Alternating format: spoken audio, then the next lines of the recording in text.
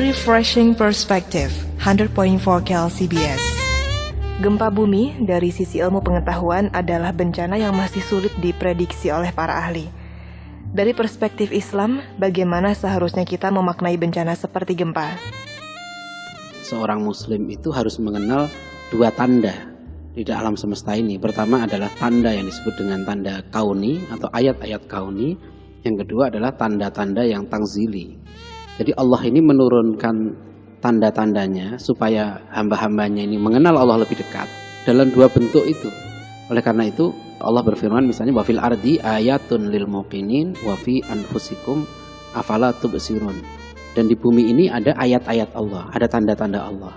Wa fi anfusikum, dan dalam dirimu sendiri. Afala tubsirun, apa kamu tidak memperhatikan?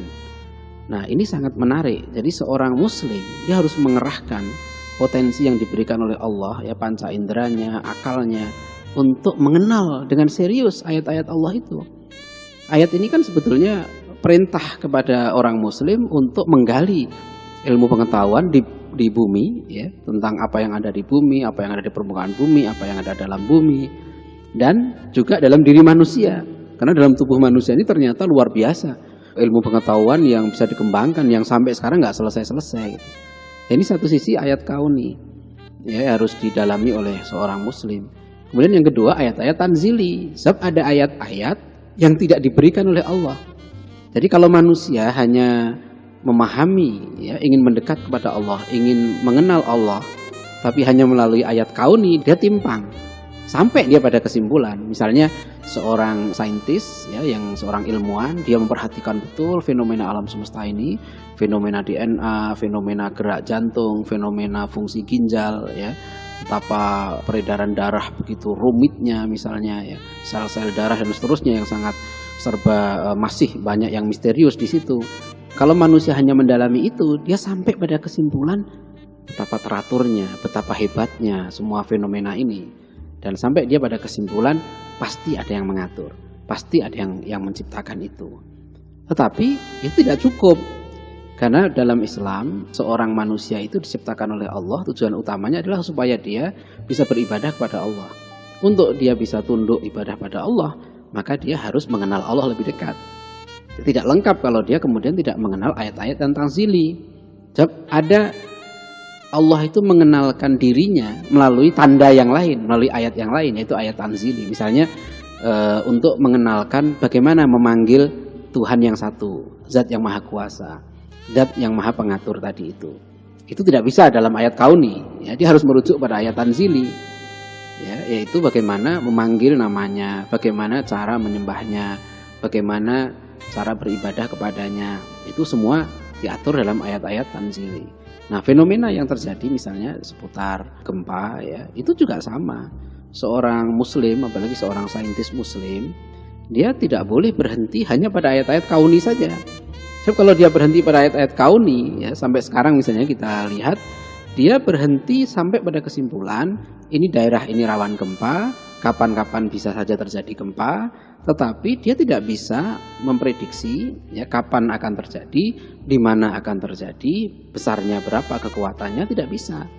Dan kalau dia sudah seperti itu, apa maknanya gempa itu? Itu ayat kauni berhenti sampai di situ. Padahal bagi seorang muslim, gempa dan segala sesuatu, ya, banjir lah, kekeringan lah, kekurangan harta, ya, kesempitan dalam hidup, semua itu adalah fenomena-fenomena yang sudah dijelaskan dalam ayat-ayat tanzili. Ya, bahwa misalnya disebutkan wala nabluwannakum minal khaufi wal ju' wa naqsim minal amwali wal anfusi wa thamarat, bahwa fenomena-fenomena alam ini ada maknanya. Hidup ini kan kita bukan sekedar memperhatikan fenomena, yang lebih penting adalah memaknai fenomena. Nah, kalau orang hanya berhenti pada ayat-ayat kauni tadi, dia kehilangan makna dalam hidup. Karena dalam hidup ini orang bisa tersenyum dalam penderitaan, dan orang bisa sedih dalam kemewahan. Ada orang yang bersyukur bahkan ketika dia ditimpa gempa, kita lihat kakinya potong satu, dia masih tersenyum dan dia bahagia. Alhamdulillah dia selamat, gitu kan. Orang tidak tahu banyak misteri dalam hidup ini yang tidak bisa dipecahkan oleh akal. Nah, itulah pentingnya seorang muslim, apalagi seorang ilmuwan muslim, dia menggabungkan dua ayat tadi dalam dirinya. Dia tidak boleh split personality. Dia tidak boleh mengatakan ayat-ayat tanzili bagiannya ustadz, gitu ya. Nah, saya kan bagian gempa saja. Saya tidak boleh ngomong ayat tanzil, tidak boleh. Karena ayat-ayat tanzil itu diturunkan kepada semua orang. Apalagi semua yang orang muslim, dia diwajibkan untuk memahami dua ayat itu sekaligus. Begitu juga seorang ustadz tidak boleh dia mengatakan bagian saya tanzili saja, yang kauni biar bagian orang ITB misalnya gitu ya. Itu dia tidak boleh begitu. Karena dua ayat itulah yang diturunkan oleh Allah. Untuk seorang manusia, dia akan meraih kebahagiaan ya di dunia ini dan di akhirat. Ya kan, tujuan utama kehidupan manusia adalah bisa beribadah kepada Allah, bisa meraih kebahagiaan, ketenangan dalam hidup. Fala khaufun alaihim wala hum yahzanun. Itu dijanjikan oleh Allah. Ya, barang siapa yang faman tabi'a hudaya, barang siapa yang mengikuti petunjuk Allah itu, ya maka fala khaufun alaihim wala hum yahzanun. Dia tidak akan punya takut dan dia tidak akan bersedih hati. Nah, itu kan janji kehidupan yang bahagia. Kalau gempa seperti ini bagi seorang muslim, ya tentu ini adalah ujian dari Allah. Karena Allah pasti menguji iman seseorang. Setiap muslim seharusnya memperhatikan secara seimbang ayat-ayat kauni, ayat atau petunjuk Allah yang ada di alam dan dapat dipelajari, dan ayat-ayat tanzili, ayat-ayat yang diturunkan Allah dalam bentuk Al-Quran dan Al-Hadis. Apa implikasinya jika kita hanya terfokus pada ayat-ayat kauni dalam memahami berbagai hal di dunia? Ada baiknya kita melihat sejarah perkembangan ilmu pengetahuan. Ya. Bahwa ilmu pengetahuan baik ilmu pengetahuan alam dan ilmu pengetahuan sosial yang masuk ke negeri kita, ini kebanyakan adalah ilmu pengetahuan yang berasal dari Barat. Dan di Barat kita tahu bahwa memang sains itu dipisahkan dari agama. Karena bagi mereka ilmu, yang namanya knowledge, yang namanya sains itu adalah hal yang sensibel dasarnya, hal yang berdasarkan eksperimen atau hal yang berdasarkan rasional. Yang sumber yang lain dari dua itu mereka tidak terima. Makanya sumber misalnya dari kitab suci, ya dari wahyu, mereka tidak mengakui itu. Mereka mengatakan itu bukan ilmu, itu teologi. Jadi ketika ilmu itu dikembangkan, maka ilmu itu betul-betul dijaga supaya tidak berinteraksi dengan agama. Ya kalau Anda belajar matematika, ya sudah matematika saja gitu loh, ahli di situ. Nggak ada hubungannya dengan bagaimana supaya Anda dekat dengan Tuhan, makin mendekatkan diri kepada Allah, tidak ke sana. Ketika orang belajar fenomena alam, ya bagaimana Anda memahami fenomena alam, Anda kemudian bisa menguasai, Anda kemudian ahli di situ, ya, dengan itu Anda bisa bekerja, Anda bisa dapat uang, Anda bisa kaya, ya, Anda bisa hidup bahagia menurut ukuran biasa gitu ya, bahwa bahagiaan itu adalah kalau meraih banyak sukses, apakah meraih jabatan, apakah meraih harta misalnya, itu dianggap oh dia bahagia gitu kan. Nah, itu tujuan kalau orang hanya berhenti sampai ayat-ayat yang kauni tadi, dia lepaskan dari ayat-ayat yang tanzili. Ya, jadi akhirnya itu yang disebut dengan yang sekuler di situ. Nah, tetapi kalau dia seorang muslim, maka karena seorang muslim itu prinsipnya adalah bagaimana dia meraih kebahagiaan di dunia dan akhirat. Bahkan sebetulnya seorang muslim adalah harus mencari kebahagiaan di akhirat lebih dulu. Wala tangsa nasibaka minad dunya, jangan kamu lupakan duniamu. Orientasi seorang muslim adalah kehidupan akhirat. Ya, makanya ketika dia arahkan potensi dia, ya seorang muslim untuk menggali ilmu pengetahuan, mempelajari kedokteran, fisika, kimia dan seterusnya, maka orientasi dia tetap ke akhirat. Tetap wa ma khalaqtul jinna wal insa illa liya'budun, semua itu dia abdikan untuk ibadah kepada Allah.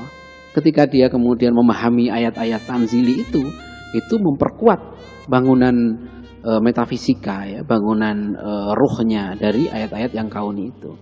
Nah, seorang muslim dia akan meraih kebahagiaan yang abadi. Bahkan ketika dia hidup di dunia, dia sudah merasakan kebahagiaan itu yang tidak tergantung pada situasi. Ya, makanya Rasulullah bersabda, kondisi orang mukmin itu ajaban, mengagumkan. Ketika dia ditimpa musibah, dia sabar. Ketika dia ditimpa kenikmatan, dapat rezeki, dia bersyukur. Jadi kondisi dirinya, jiwanya adalah stabil. Jadi itu dampak negatif ya kalau seorang hanya melihat fenomena pada ayat kauni saja. Dan yang kedua, keterbatasan ayat-ayat kauni ini itu tidak mampu menyelesaikan segala persoalan. Contoh seperti misalnya dalam ilmu gempa ini. Itu kalau berpegang pada ayat-ayat kauni saja, maka kita tahu para ilmuwan itu hanya sampai solusinya adalah karena daerah ini wilayah gempa, Anda siapkanlah rumah yang tahan gempa. Kalau ada gempa nanti, cepat-cepat lari, berlindung, ya, dan cara-cara penyelamatan yang lain. Atau dibuatlah satu early warning system apakah ada tsunami atau tidak dan seterusnya. Tapi intinya para ilmuwan ini kemudian kan tinggal nunggu. Yang mereka lakukan kemudian adalah ya sudah, ini sudah daerah gempa, mau apa lagi kan gitu kan? Ya tinggal nunggu saja gitu loh. Padahal kalau dia mau kembali pada ayat-ayat merujuk pada ayat Tanzili, ada solusi yang lain. Karena misalnya dalam satu hadis Rasulullah disebutkan sahabat bertanya, ya Rasulullah, mengapa di kampung itu kok diberikan musibah? Padahal di situ banyak orang-orang yang soleh. Kemudian Rasulullah menjawab, betul mereka ibadahnya rajin, tapi mereka itu menganggap enteng, membiarkan kemungkaran-kemungkaran yang terjadi di situ. Tindakan-tindakan mungkar yang ada di daerah itu dia diamkan saja.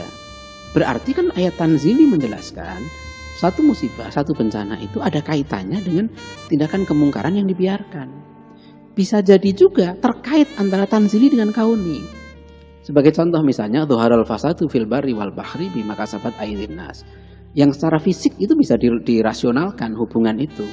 Ya misalnya terjadinya banjir bandang karena kemungkaran, manusia mengeksploitasi alam, manusia tidak punya rasa kasihan kepada alam, ya korupsi dibiarkan merajalela, pemerasan, ya penggundulan, ya pembunuhan binatang yang tidak berperi kemanusiaan dan segala macam. Itu secara kauni juga dan secara tanzili dijelaskan. Bisa dipadukan dua ilmu itu. Bisa juga makna itu sifatnya batini tadi. Apa hubungannya kemaksiatan dengan keberkahan yang ditarik oleh Allah, gitu kan? Itu pentingnya ya ketika seorang saintis muslim, seorang ilmuwan muslim itu memadukan dua ayat ini, dan itu perlu kesungguhan. Yang sering terjadi sekarang ini adalah ketidakadilan. Seorang bekerja keras, memeras keringat, memeras otak untuk memahami ayat-ayat yang kauni, membuat rumusan-rumusan yang canggih-canggih. Begitu dia berhadapan dengan ayat Tanzili, dia tidak mau belajar. Dia menganggap, ini apa sih? Belajar seperti ini, itu bukan bidang saya gitu. Nah, sikap ini yang tidak benar. Sikap ini yang perlu dikoreksi. Apa pengertian dari ayat-ayat kauni dan ayat-ayat tanzili? Dan bagaimana kita memahami kedua jenis ayat tersebut yang sama-sama berasal dari Allah? Sesungguhnya dalam penciptaan langit dan bumi dan dalam pergantian malam dan siang terdapat ayat. La ayatin, ya, liulil albab, itu adalah tanda.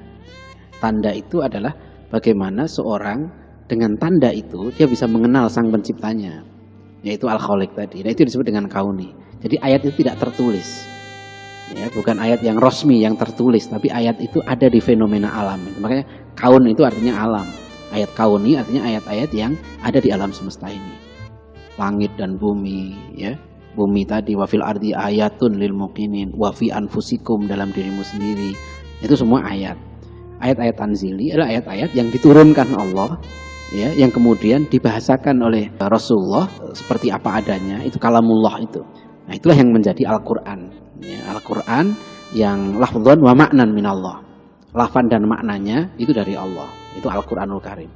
Kemudian yang hadis, yaitu yang maknanya dari Allah, bahasanya dari Rasulullah, itu utusan Allah.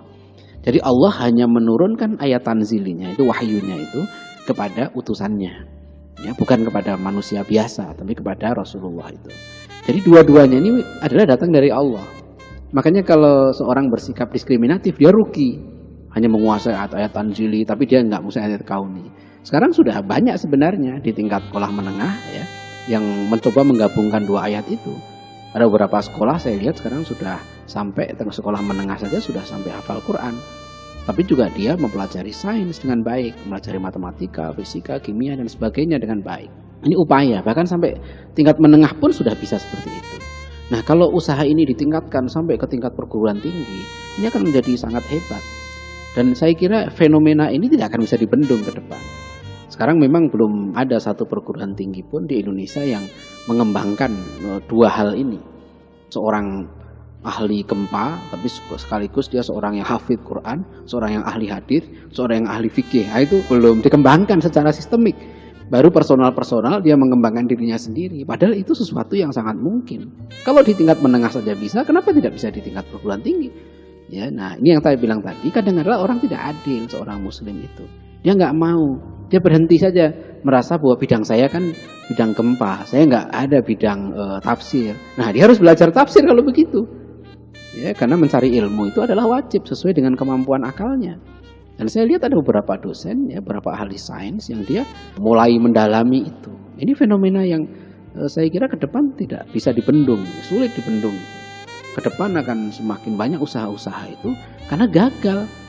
Usaha untuk memecahkan kehidupan manusia semata-mata dari ayat-ayat kauni saja gagal. Akhirnya berujung bereksploitasi. Karena mereka tidak tahu maknanya. Kalau Anda sudah menguasai sains dan teknologi dengan canggih, apa yang kemudian terjadi kan eksploitasi alam. Kemudian mereka mengatakan sarana-sarana kehidupan bisa lebih mudah. Tapi mereka tidak tahu untuk apa hidup itu.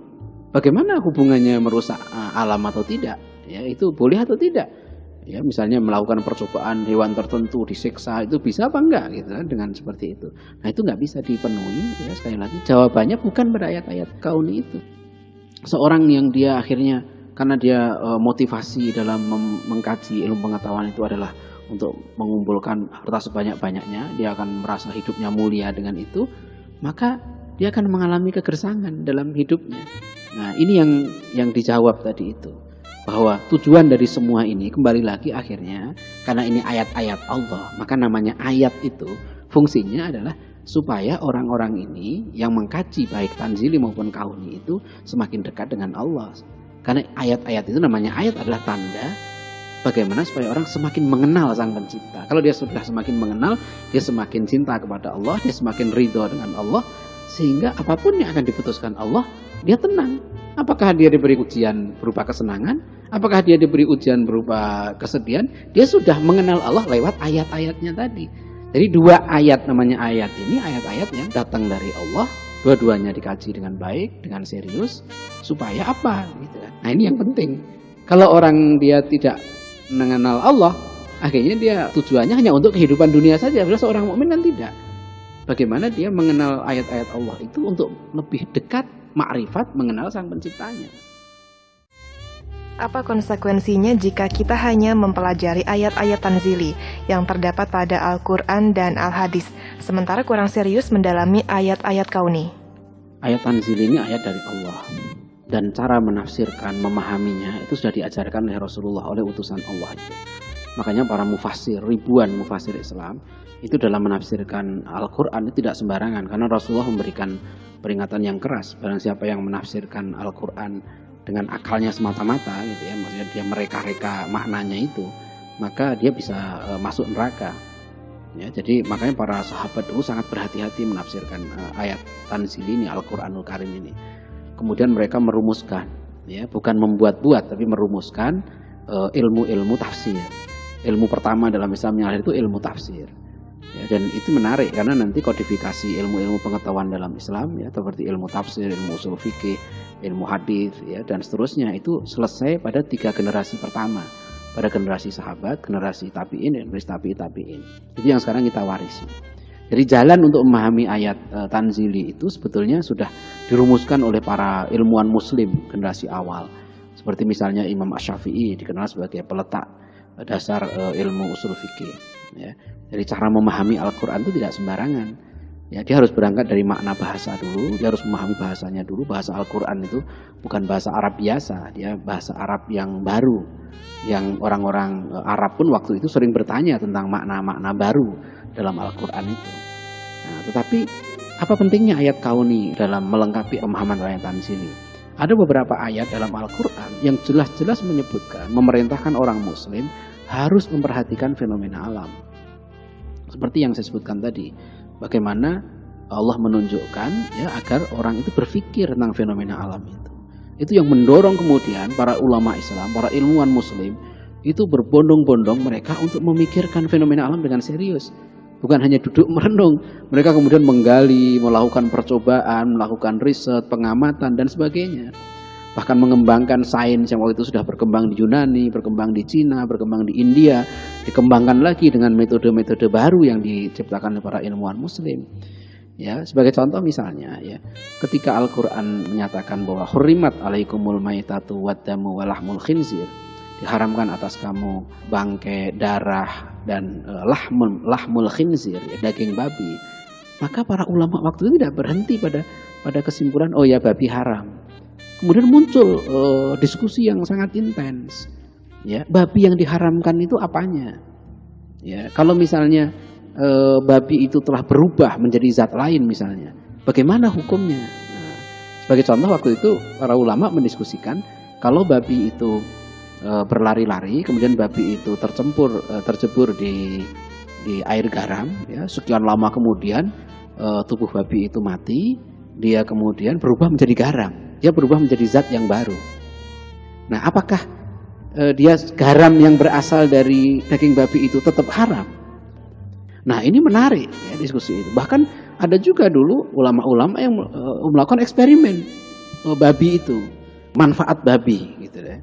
Jadi kenapa Allah mengharamkan? Padahal babi ini banyak manfaatnya gitu ya. Nah, disitulah rahasia. Memang dalam pengharaman babi tidak ada ilahnya. Dalam soal makanan, ilah artinya sebab diharamkannya sesuatu. Allah hanya mengatakan bahwa babi itu haram, sudah. Ya, bukan karena babi itu karena ada cacing pitanya, ada penyakitnya, enggak. Meskipun itu babi itu sudah steril, tetap haram. Ya, itu enggak ada sebabnya diharamkan, itu hanya Allah yang tahu. Kita hanya mencoba-coba untuk mencari-cari hikmahnya. Barangkali ini diharamkan karena begini, tapi karena tidak dijelaskan oleh Allah kenapa babi itu diharamkan, ya sudah babi itu haram. Contoh misalnya adalah Fakhruddin Ar-Razi. Fakhruddin Ar-Razi seorang ahli tafsir, seorang ilmuwan muslim yang sangat hebat. Dia menulis tafsir Mafatihul Ghaib ya, berpuluh-puluh jilid, tapi dia juga seorang ahli kedokteran. Dia juga seorang ahli fisika. Ketika dia menafsirkan ayat-ayat Al-Qur'an, dia juga mengkaji benar teori-teori fisika, pernah ditulis waktu itu ya, ilmuwan yang berkembang waktu itu. Dan teori waktu dia tentang fisika itu luar biasa. Ya, ada seorang peneliti yang menemukan teori waktunya Fakhruddin Ar-Razi, ya, itu lebih maju 500 tahun daripada Isaac Newton. Jadi dulu ilmuwan muslim ya, ketika dia memahami ayat-ayat tanzil hisab, ada beberapa ayat Al-Qur'an yang menjelaskan ayat-ayat kauni. Dan itu memerintahkan orang muslim juga untuk riset. Akhirnya dia semakin yakin. Zadathum imana di situ. Dulu orang hanya nggak bisa memahami bagaimana antara air tawar dan air asin itu ada barzakh, ada batas. Sekarang orang semakin paham itu, ya, fenomena alam seperti itu. Dulu orang tidak paham tentang fenomena sidik jari. Ya, kemudian Al-Quran memberikan isyarat dan ternyata baru kemudian sekian ratus tahun kemudian, ya, ilmuwan-ilmuwan menemukan hal seperti itu. Ya, bukan membenar-benarkan, misalnya, oh ada ini, oh itu sudah ada dalam Quran, bukan begitu. Tapi memang karena Al-Quran itu bukan kitab sains, ya, tetapi Al-Quran mendorong orang Muslim untuk melakukan riset, melakukan penelitian, ya, melakukan pemikiran yang sangat serius. Nah, itulah pentingnya. Jadi karena semuanya diabdikan untuk Allah, orang yang mendalami ayat-ayat tanzili, kalau dia kemudian tambah lagi dengan ayat kauni, dia akan zadatum imana tadi. Dia akan bertambah-tambah imannya dan akan semakin ma'rifat, mengenal Allah dengan lebih kuat lagi, ya, dan dia semakin bahagia dengan keimanannya itu. Jadi kembali lagi akhirnya kalau kita lihat tujuan dari orang mendalami ayat Allah itu apa? Baik kauni maupun tanzili, akhirnya kebahagiaan. Dan kebahagiaan itu adalah ketika dia bisa mengenal Tuhannya lebih dekat. Kalau seorang anak dia bisa mengenal orang tuanya, udah bahagia. Dia nggak pernah kenal orang tuanya siapa. Satu ketika dia dipertemukan dengan orang tuanya, masya Allah bahagianya. Nah, kalau seorang hamba, ya, dia bisa ma'rifat Allah, mengenal Allah dengan lebih dekat, itulah kebahagiaan. Makanya di surga nanti, ya, puncak kebahagiaan itu adalah ketika si hamba berkesempatan untuk bertemu dengan Allah. Ya, makanya kita di dunia ini dikaruniai Allah, mi'rajnya orang mukmin kan sholat, gitu ya. Itulah kebahagiaan yang dicari oleh seorang mukmin. Ya. Jadi itu tadi bagaimana dia serius betul, ya, mendalami dua ayat Allah itu.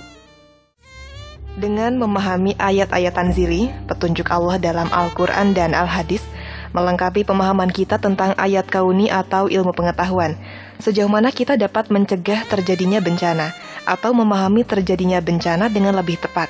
Sebab akibat itu bisa tidak menjadi kepastian kalau Allah menghendaki. Api itu bisa membakar benda kering. Api bisa membakar tubuh manusia. Itu teori kausalitasnya. Tapi ketika Allah menghendaki api tidak membakar tubuh Nabi Ibrahim, maka api tidak membakar tubuh Nabi Ibrahim. Dalam banyak musibah kita bisa melihat, ya, sering kali terjadi fenomena keanehan-keanehan. Yang mestinya dia logikanya dia mati, dia enggak gitu kan. Nah, ini ada orang yang bisa tahan sekian lama ya dalam gempa, dia bisa hidup. Nah, itu kadang-kadang kita sering orang mengistilahkan dengan sederhana, oh itu mukjizat gitu. Padahal itu istilah itu hanya untuk para nabi. Tapi bisa jadi itu karomah. Sesuatu yang luar biasa yang menyimpang dari hal yang normal. Nah, keputusan Allah itu bisa terjadi dan bisa ditunda, misalnya adalah dengan doa. Disebutkan kalau kita berdoa bisa menolak qada Allah. Ya, mestinya musibah itu datang, tapi karena doa orang-orang yang soleh, ya, musibah itu ditunda. Atau karena orang sodakoh, banyak sodakoh, maka itu bisa menolak bala, kan begitu. Ya, ayat-ayat tanzili menjelaskan seperti itu. Itu nggak bisa ditemui dalam ayat-ayat kauni penjelasan seperti itu. Ya, atau misalnya usaha untuk menghilangkan amar ma'ruf nahi mungkar, ya, menghilangkan kemungkaran, ya, harus dilakukan dengan serius. Sebab kemungkaran itu juga semakin canggih, maka al ma'ruf juga harus semakin canggih. Amar ma'ruf nahi mungkar ini bukan pekerjaan sederhana. Cukup mengatakan, jangan mungkar dong, bukan hanya begitu. Kemungkaran ini sistematis, direncanakan, ya, didanai dengan dana yang sangat besar, didukung oleh penyebaran informasi yang luar biasa. Maka al ma'ruf juga harus melakukan aktivitas yang lebih baik daripada al mungkar. Jadi kalau dalam Al-Quran Allah memerintahkan harus ada sekelompok umat di tengah umat Islam ini yang memang profesional dalam usaha menegakkan kebenaran dan mencegah kemungkaran. Itu profesional. Profesional itu sungguh-sungguh serius. Meskipun tidak semua, cukup sebagian yang melakukan itu. Nah, jadi ini contoh-contoh agar tidak turun itu musibah. Maka kalau seorang pemimpin, ya, apalagi pemimpin negara, dia menggabungkan dua potensi ini dalam pengambilan kebijakan, itulah yang disebut dengan negeri yang diberkahi Allah. Negeri yang takwa. Dan itu janji Allah. Ya, dalam surat Al-A'raf sudah disebutkan, walau anna ahlal qura amanu wattaqau lafatahna alaihim barakatim minas sama' wal ard. Kalau penduduk satu negeri itu beriman dan bertakwa pada Allah, pasti Allah akan curahkan keberkahan dari langit dan dari bumi. Itu janji Allah. Ini kan kauni sekaligus kauli diterapkan dalam kebijakan. Karena itu yang terjadi dulu di zaman Rasulullah dan diajarkan. Jangan kembangkan kemusyrikan. Ya, jangan kembangkan kemungkaran, jangan didukung. Nah, makanya tidak habis-habisnya misalnya ya para ulama yang harus memberikan nasihat kepada penguasa. Ya, kalau ulamanya diem juga, yang harusnya ulama ini kan pelanjut misi kenabian, dia warathatul anbiya. Kalau dia diem juga nggak mau mengoreksi penguasa, hanya membenarkan tindakan penguasa yang menzolimi rakyatnya misalnya, ya akan terjadi bencana, baik secara kauni maupun secara kauli. Karena ketika ulama lemah, nasihat-nasihatnya diabaikan, ya, apalagi ulamanya sendiri kemudian tidak bisa memberi nasihat, ya kemungkaran akan merajalela. Orang akan melakukan tindakan segala sesuatu yang bertentangan dengan aturan-aturan Allah. Nah, itu bisa terjadi musibah. Misalnya kalau Rasulullah mengatakan kalau zina dibiarkan sudah merajalela, orang sudah nggak malu lagi berzina, ya maka akan terjadi musibah. Kalau orang sudah nggak malu zina, kita bisa rasionalkan juga, kita bisa kaunikan juga. Artinya orang itu zina aja sudah nggak malu kok.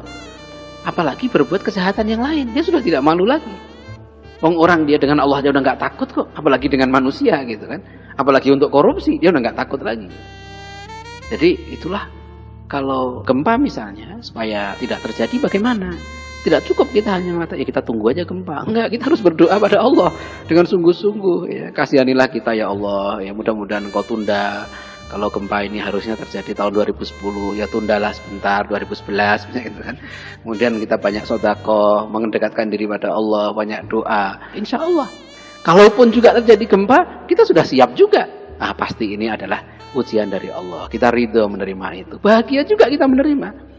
Ya, jadi itu enaknya kalau kita berpegang kepada ayat-ayat tanzili. Rasulullah misalnya ya, mengajarkan pada kita, kalau Anda mau punya dua pilihan yang sama-sama baik, maka kita kan dianjurkan dua hal. Pertama musyawarah, dua sholat istikharah. Tidak merugi orang yang musyawarah dan tidak akan menyesal orang yang istikharah. Jadi menggabungkan kita musyawarah itu mengerahkan ayat-ayat kauni, ya kita lihat bagaimana fenomenanya sebenarnya, ya kita teliti fakta-faktanya, oh benar seperti ini. Tapi kita tidak tahu apa yang ada di balik itu. Nah, kita serahkan kepada Allah. Jadi kalau soal gempa itu bukan soal prinsip bagi orang Muslim. Karena kalau bagi orang Muslim, dia meninggal dalam gempa, dia tertimpa bangunan, dia tertimbun segala macam, dia bisa syahid. Karena bahkan dia diselamatkan oleh Allah dari fitnah dunia misalnya gitu. Kan orang yang tujuannya dunia baru melihat, wah itu kasihan ya, oh begini-begini.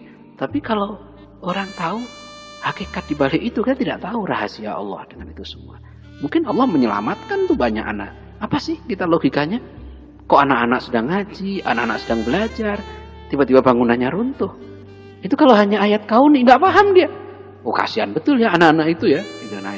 Tapi kalau seorang yang dia memahami ayat-ayat tanzili, dia mengatakan, bisa jadi ini adalah keputusan Allah menyelamatkan anak-anak itu dari fitnah masa depan mereka. Mereka disayang oleh Allah, gitu kan? Dipanggil lebih dulu oleh Allah, kan jadi indah. Gitu ya. Jadi itulah pentingnya sekali lagi ya seorang ilmuwan Muslim mampu untuk berpikir serius, ya, menggali serius ayat-ayat kauni sekaligus ayat-ayat tanzili. Tapi dia juga tidak boleh berhenti begitu. Dia harus juga meneliti mengapa bangunan ini runtuh. Ayat kauninya harus dia teliti juga gitu ya. Jangan-jangan ini arsitekturnya nggak bener, ya kan, semennya nggak beres, bangunannya keropos masih dipakai. Nah itu kauninya harus ditegakkan di situ. Ya berarti ini waktu bangunnya ada korupsi misalnya gitu. Nah, itu kauninya. Dia tidak boleh hanya ayat tanzili saja. Oh ini mungkin ini rahmat dari Allah, berhenti sampai di situ, tidak boleh gitu. Nah ini yang saya maksudkan tadi ya, betapa kita perlu menggabungkan dua potensi itu untuk kebahagiaan manusia. Karena kita tidak tahu apa yang terjadi sebenarnya, rahasia apa di balik semua ini, kita serahkan kepada Allah. Bagaimana kaitan antara musibah dan kezaliman? Yang penting Rasulullah pesankan selalu, tidak boleh seorang Muslim bersikap individualis, hanya memikirkan yang penting saya baik, tidak boleh. Karena di dalam satu penumpang perahu, tidak boleh seorang penumpang berpikir selfish, berpikir individualis, dia sendiri, gitu ya. Dia lubangi tempat duduknya sendiri. Yang lain harus mencegah itu. Nah, salah satu yang juga diingatkan oleh Rasulullah agar umat Islam itu berhati-hati adalah tentang kezaliman.